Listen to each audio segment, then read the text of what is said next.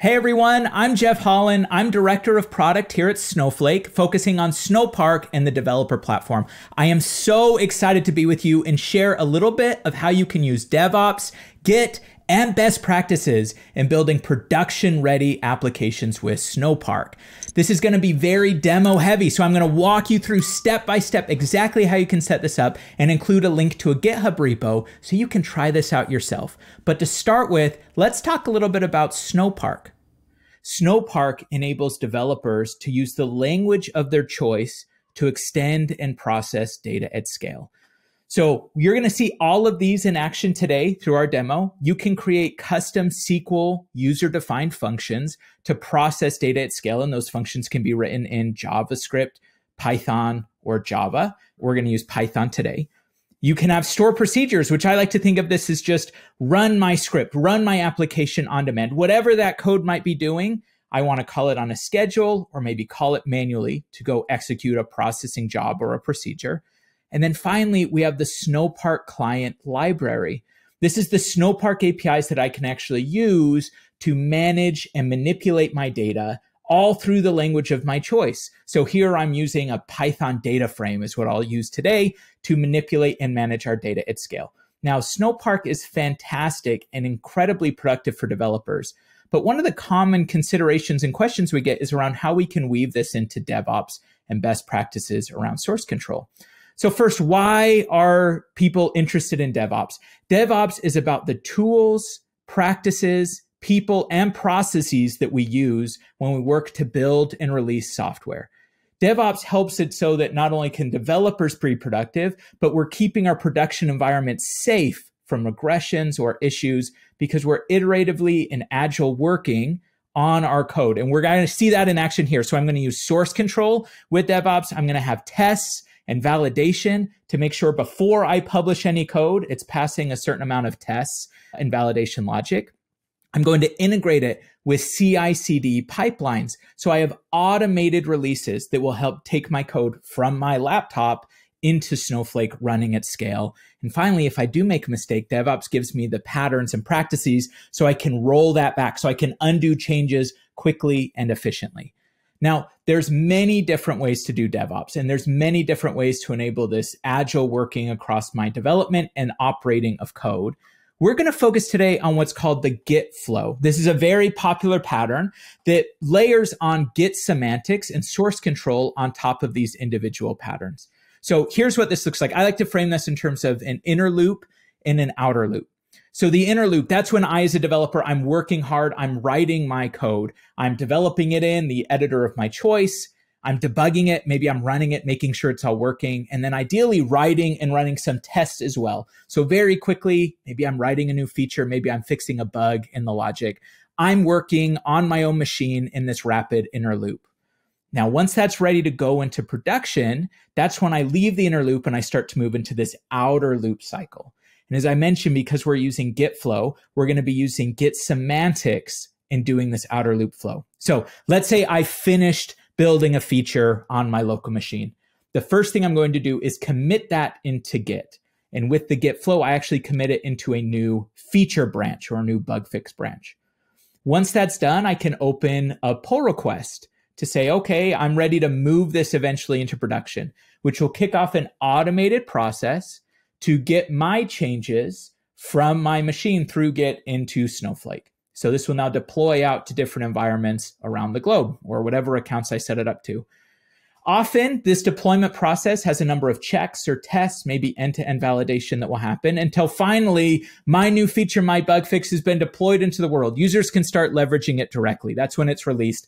And so that brings us to this final stage of this outer loop where I monitor it, I operate it, I make sure it's running, I'm checking, is things working? Am I getting any feedback that I need to make another change, which are the signals that I'm going to use to continue this inner loop process. I'm now building my next set of features.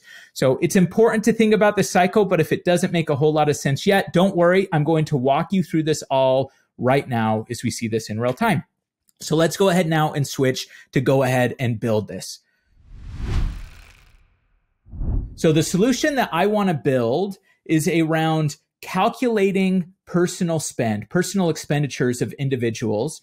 And the reason I want to do this is because this is actually a great indicator of things like inflation. So I'm going to be building a Snowpark app that's going to be calculating and processing personal consumer expenditures. And I'm going to be using this to gain additional insight into that logic. So to start with, I mentioned we're using the git-flow. I'm going to be based out of this Git repo right here. This is in GitHub. At the very end of this presentation, I'll give you a link to where you can use this exact sample and you can build this yourself. But here's my code, here's my logic, and right now we're in the main branch. This is the primary branch we're going to be using for production. Now I can first clone or use this template and start iterating on it myself. And I want to walk you through the project before we even walk you through the DevOps flow. So I'm going to be using Visual Studio Code for my editing. I could be using any editor that I want, but let's just see a little bit of what's inside of this project that is backed by GitHub. So the first part, the core logic, the actual piece that is running my code, that's here in the procedure folder. Here I could write any store procedures that I want. I only have one right now, which is called process. I mentioned we're doing personal consumption spend. So I'm actually leveraging a data set from the Snowflake marketplace that provides personal consumption expenditures from the data set. And here's the procedure that we're running. I'm going to do some basic filtering here on the data set. I'm then going to train a linear regression machine learning model using Snowpark so that I can forecast what the expenditure might be in the future. In the last piece, I actually register this as a custom SQL function. So anyone in my Snowflake account can call this function and get insight into predict the future of what's the personal expenditure going to be in the year 2023, 2024. So you can see in Python, I've already described this logic. I've broken it out into these different methods. You can see like, here's my filter method, and here's the Snowpark client APIs that I'm using to filter this data set. I have here the method that's training my machine learning model, and then finally registering this user-defined function. You can see the user-defined function is actually very, very simple. It's just getting the input, which is a year, running it through that machine learning model that I'm training, and then returning the results out. So here's the code for that procedure. Now that's already working, that's written and ready to run. The other piece in the project I want to walk you through are some tests, because a key part of the DevOps process is I want to be able to validate this as early in the process as possible. So I have written here a few different tests. One of them are tests that I'm using PyTest, which is a very popular integration and unit testing framework in Python. I've written a few tests here that will actually test my procedure logic. Now these tests, let's, for example, look at testing that filtering. In my store procedure, I need to filter the data. So I have written a test here in Snowpark where I provide a source data frame. You can see this has 3 rows right now. Here's 3 potential rows that might be in that data set that has these personal expenditures.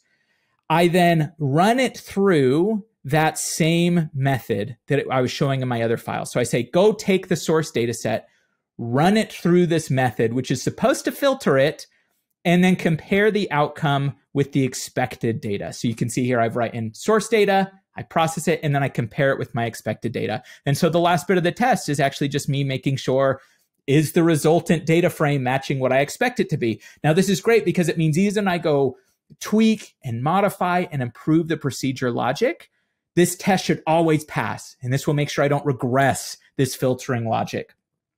Now, one thing to note here with Snowpark is when I actually do the processing, I am using my Snowflake session to do that data frame transformation. In this case, it's only transforming these 3 rows, but that means that when I run this test, it is going to connect with Snowflake and help perform that processing. This is actually really nice because it means the same logic, that same powerful cloud-based processing engine that will be processing at scale on maybe millions of rows will be the same engine that I'm using to validate this test here. But for that reason, some people prefer to call these more integration tests than unit tests. I'm just calling them tests to kind of stay out of the controversy of how to name these. But speaking of kind of unit tests in terms of I'm testing this really simple bit of logic, which is a filter logic. And you can see similar to, I have a second test where I'm passing in some source data. In this case, it's a bunch of years with the personal expenditure rates. And here I'm testing my machine learning model training logic. So here's a data set, go and train this machine learning model. And then I validate that the machine learning model based on the data set that I gave it matches what I would expect it to based on this data set. So again, another bit of test that can run and validate. So what this means is now anytime I want inside of my project, I can go ahead and run Python PyTest, which will run that unit testing framework. Oh, let's go ahead and activate our session first. So I can go ahead and run Python PyTest, which will now run those two tests. So you can see here it's going and running those two tests right now that I've defined, and I can see those tests pass. So as I'm changing, as I'm evolving, as I'm building my application, I can now run these tests, a key part of that DevOps process. Now there's another part of this project I want to show you, which is beyond unit tests. After I'm done deploying and running my procedure, I actually want to run some end-to-end tests. I'll show you how those run in a little bit. Just note that I've using a JSON format here. I could use any format that I want, but I have this JSON document, which I've defined a few end-to-end tests to validate after my procedure is run, the data is as I expect it to be. So in the pipeline, when I actually run these end-to-end tests, it's after everything has been deployed in an environment. When I actually go and run this code, then I want to check to make sure is everything set up and running as I expect it to be. So in this case, I have an end-to-end test, which is confirming that the machine learning prediction for the model that I train will always be a positive number. The way I've written these end-to-end tests is actually return all of the results that don't meet the search criteria, that don't meet the assertion criteria, and then I check to make sure that nothing gets returned. So you can see in this case, I actually want to make sure that all predictions are positive. So I tell Snowflake, give me all results that are negative, and my test will pass, assuming that this returns all negative. This is just the pattern that I've used here. You can use other patterns to build the end-to-end test. The main thing I want to showcase here, rather than this specific format, is in the DevOps process, I have these tests that I'm running iteratively as I'm developing that are testing things like my machine learning model. And then I have a different set of tests which are checking the result state after everything runs, making sure the model runs as expected. Now, there's one or two more pieces I want to show here quickly. One is a very quick setup script, which will give Snowflake everything it needs to spin up a brand new environment. So I'm going to have multiple environments here as I'm building the Snowpark app. A development environment, a feature environment, and my production environment when things are ready to go into production. This document just tells Snowflake how to spin up the resources in each environment. In my case, I just need that data set for the data marketplace economy data. And then I'm also creating a procedure which maps to that code that we were looking at before. Now, the last piece here, thank you for following along. I know there's been a lot.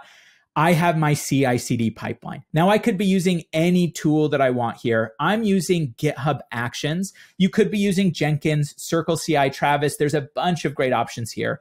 But here I'm using GitHub Actions, and I've created a workflow that will build and deploy my code. Rather than walking you through this YAML, which isn't the prettiest thing to look at, let's actually come back over here to GitHub, and I'll just show you what this looks like.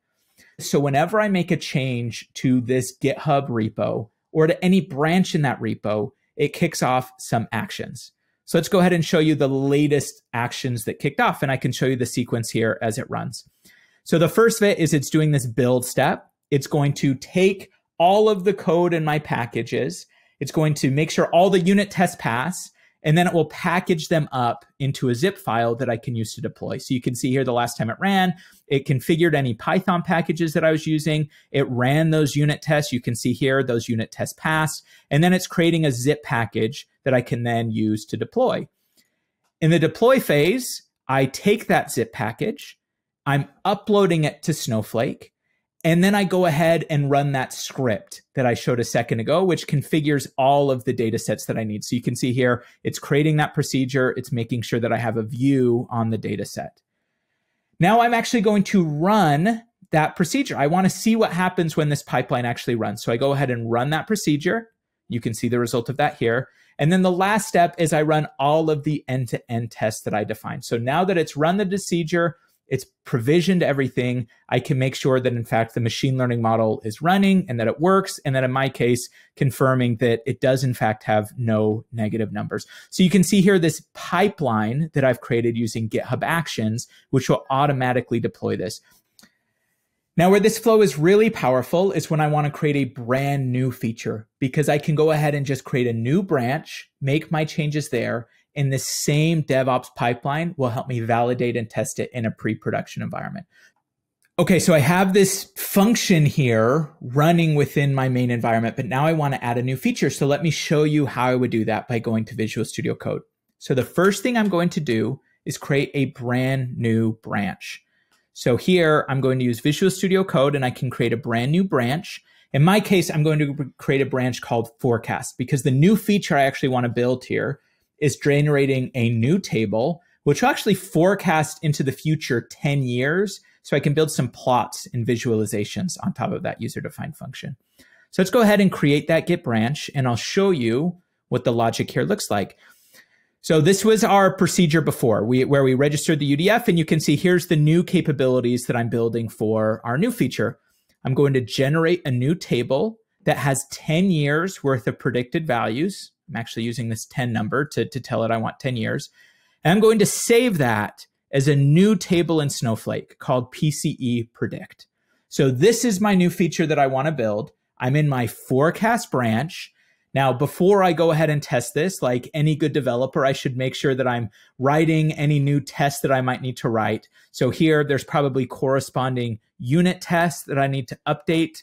So here, I'm going ahead and I'm writing a quick unit test, which validates that the predicted table matches what I expect it to. Again, it doesn't matter so much about what the code is doing. Just know I'm writing some unit tests.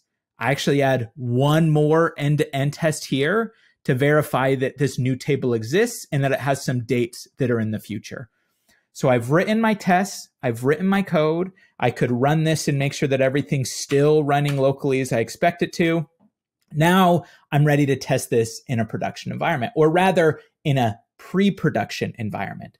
So the gesture that I do here to get this running is I'm going to push this to that GitHub repo. So let's go ahead and say git push, and we will give this a name. We're going to map it to the forecast branch. Now this is going ahead and pushing this branch as a new branch into GitHub. In fact, if I come back here to GitHub and I switch back to this view, we should see that a new branch just showed up. So here is our forecast branch, our brand new branch that has that new feature. Now what's nice here, because I'm following the Git flow, guess what else happened when I pushed this new branch? It kicked off one of these CI/CD workflows, and you can see right now it's running. It's taking my code. Right now it's probably running through the unit test. It's packaging it up, and it's going to create for me a brand new environment in my Snowflake account that maps to this new feature. Now, I don't want to have to wait for this to finish. So a little bit before I started here, I actually ran this with a slightly different named branch that I called forecast_table. Oh, actually, you can see that new environment just showed up in real time. But while it finishes populating, let's go ahead and switch to this new environment. So I'm leaving my production environment. I'm going to this pre-production environment that has this brand new feature. So you can see here, I still have my function ready to go. But now what's nice is when I say show tables, here's that brand new table that I just described. So in my pre-production environment, I see that table, and it can actually go ahead and test that visualization out. So here, let's go ahead and look at those predicted values. And now I want to predict into the future. So let's go ahead and add this new property that I've just added. Okay, here's my new feature in action. You can see here is every year, 2014, 2018, 2021. And here now are the predicted values from my trained machine learning model. That's really, really cool. And just so that you understand here what this DevOps flow is letting me do, if I come back here to my main schema, which maps to the main branch, when I say show tables here, that table doesn't exist. So if I tried to run that same query, it's going to be like, look, this doesn't exist. You haven't deployed this here, right? So I'm able to safely test this and validate in this pre-production environment. So now this does look good. I'm ready to run with it. So now what's the last step that I do? Well, when my code looks good, I can go ahead and open up that pull request. So let's go ahead now and create a new pull request. We'll go ahead and create it for that forecast branch. We'll call this our new forecast feature. And we can go ahead and open this pull request up. Now, this is a great chance for people on my team to be able to review the changes that I made. They can add comments. They can be, hey, maybe you could do it this way to improve this or whatever you want. I can ensure that the right people approve these changes before they go into production. What's nice here too is you can actually see in real time the results of those automated tests that I was running. So right now it's telling me, hey, we're doing some end-to-end tests to make sure that this actually passes all of our tests before I can even merge this in. So once I'm ready to go and these tests have all passed, I can go ahead and merge this pull request, which is saying promote this into production, promote this into that main branch. So go ahead and do that now. We don't need this branch anymore, so I'll go ahead and delete it because we've now merged that into production. So now that new feature is in my main branch through that pull request. And guess what else happened? It's now publishing those changes to my main branch. So this kicks off another CI/CD pipeline. This time though, it's going to update my main environment, my production environment with those changes. So you can see here this workflow where I was able to build changes in a new branch here, test them out entirely in this branch, and then have an automated process so that I'm making sure that I don't impact my production data until I've had the chance to validate everything works in my main data. So this is DevOps and the git-flow in action using Python in my case. As I mentioned before, if you're interested in trying this out, here's what I want to mention. If you want to use the template, the very same template that I just showed, head over to GitHub. You can walk through this exact end-to-end workflow that I just showed you on your own. So you can try this out, see what the code looks like behind the scenes, make changes or adjustments. This might even be a great starting point for new Snowpark apps that you have building forward. And I love seeing what developers are building with Snowflake. So please, as you're building applications, be sure to share with others. Let us know what you're building, whether you're posting on social media, writing blogs, engaging with community events. I'm always paying attention to this, and I know the community loves it. You can always find me if you have questions, feedback, or suggestions across Twitter and LinkedIn at Jeff Holland.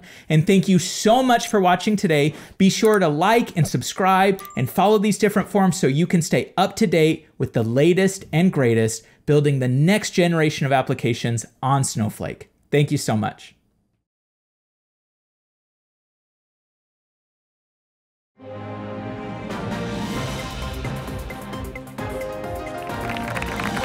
Thank you. Good evening, everybody. Welcome to Community Update. I'm Elsa Mayer. And I'm Leif DeRauscha. Last week, one of our Snowflake data superheroes started developing actual super strength. She hopes to soon use this newfound super strength to break data silos all over the globe, without unintentionally breaking her keyboard. This just in. Presenters at user groups are becoming overnight celebrities. That's right, folks. They've been featured on page 6. They're trending on TMZ. And it looks like there might even be an Emmy category next year for Best User Group Presentation. What data model could have predicted that? As many of you have seen, Snowflake recently launched forums in the Data Heroes community, where you can ask technical questions and get quick answers from expert Snowflake users. Here to share tips on how to participate in the forums is our top forum contributor, Dan, aka Danny Data. Woo! Thanks, Leif. It's great to be here. I've developed a whole philosophy and a lifestyle that will set me up for success in the forums. Just like any performance athlete, I follow a rigorous training every day to ensure I'm always the first to respond to a new question. I get at least 12 hours of sleep, follow a strict diet, and I train my wrist and fingers for maximum speed on the keyboard. That's very impressive, Danny. What about once you're actually in the forums? Do you have any pointers for community members who might be following your lead? Of course. It's just as much about the mental preparation as it is about the physical preparation. Every day, I meditate for an hour, repeating my mantra, no question left unsolved. And every day, I also read Snowflake, the definitive guide cover to cover to make sure I stay sharp. That's great, Danny, but I hate to break it to you, you do realize that it's much easier than that. You really don't need to do anything but stay up to date with Snowflake and keep building. It really only takes about 10 to 15 minutes a day to contribute to the community. Yeah. Wait, what? Let me get this straight. No training, no routine. Yep.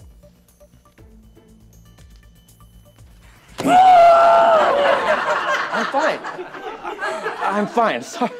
You know what? This is great. I feel liberated. You know, I need to go tell the community about this.